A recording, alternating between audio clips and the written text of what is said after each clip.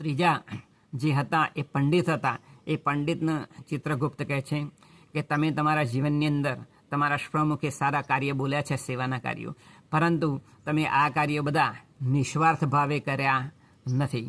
તમે તમારા નિસ્વાર્થ ભાવે કોઈ કાર્ય કર્યું નથી, તમારા સ્વાર્થ માટે આ કાર્ય કર્યું હતું.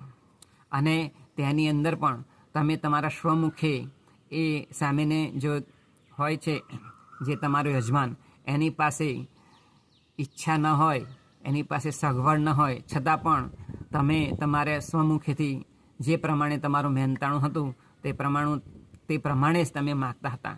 પરંતુ સામે જો યજમાન પાસે પરિસ્થિતિ નહોતી, છતાં પણ એ પુણ્યના કારણે વાપરવા માટે એ યજમાન તમને આપતા હતા. તો આવી રીતે જેમના મન દુભાયા છે એમનું પણ પાપ તમારા માથે આવે છે.